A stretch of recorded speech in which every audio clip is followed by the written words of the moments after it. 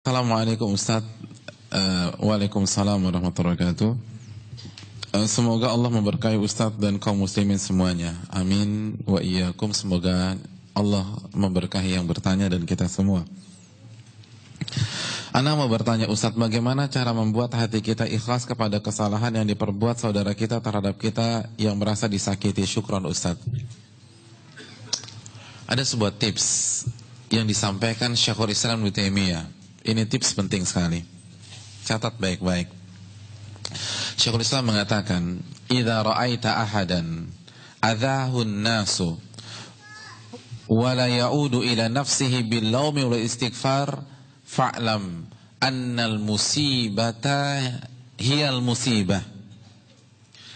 Apabila Anda melihat seseorang disakiti oleh manusia, dicela, dicaci, dimaki, digibahi, difitnah, mungkin ada kontak fisik, lalu dia tidak mengembalikannya kepada dirinya sendiri, dia tidak mengembalikannya kepada dosanya, kepada kesalahannya, dan dia tidak beristighfar kepada Allah, maka camkan bahwa itulah musibah yang sejati.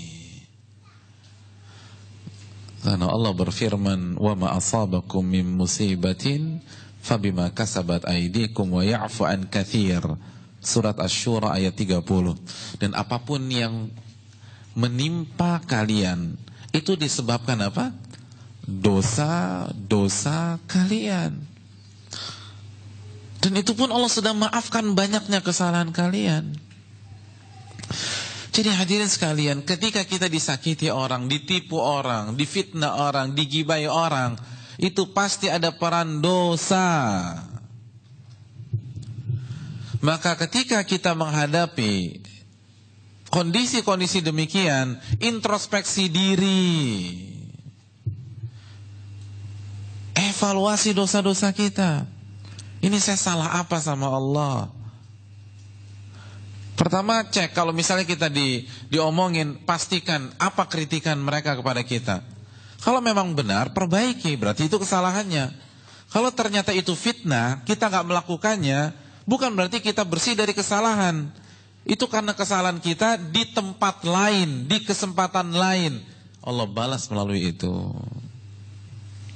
Jadi fokus kita jangan hanya menyalahkan yang memfitnah, jangan hanya menyalahkan yang menipu, jangan hanya menyalahkan yang mencaci, jangan hanya menyalahkan yang memaki, jangan hanya menyalahkan yang memukul atau menyakiti kita. Yang pertama, salahkan dosa, kata beliau. Karena itu pasti karena perbuatan dosa kita. Pasti, nggak diragukan lagi.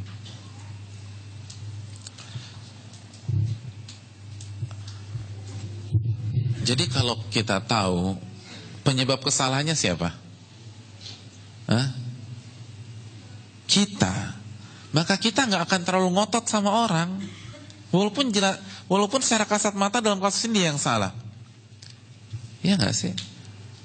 Kalau la qadarallah kita nabrak bemper mobil orang, kira-kira kita ngotot nggak? Enggak, kita yang salah. Saat kita merasa bersalah, kita nggak akan ngotot, kita nggak akan terlalu sakit hati. Oleh karena itu, camkan baik-baik. Kalau kita disakiti oleh manusia, itu disebabkan apa? Dosa siapa? Dan dengan punya konsep begini, kita akan dewasa, hadirin. Kita akan berkembang. Tapi kalau kita sibuk menyalahkan orang dan menjadikan pelakunya sebagai kambing hitam, kita nggak akan maju-maju. Kalau fokus kita hanya kepada yang menyakiti kita, kita tidak akan berkembang.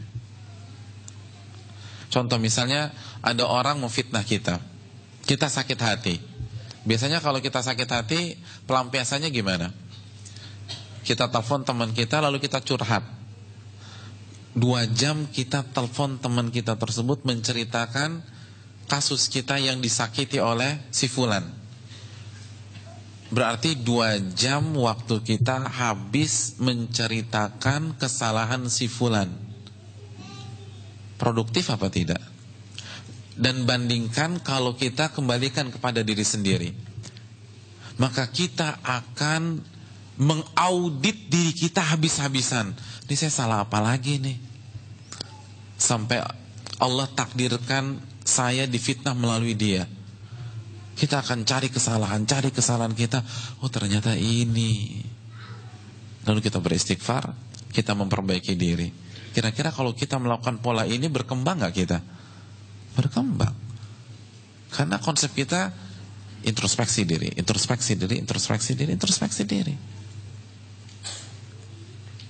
Makanya kan ketika kita membaca Sayyidul Istighfar, apa yang kita baca?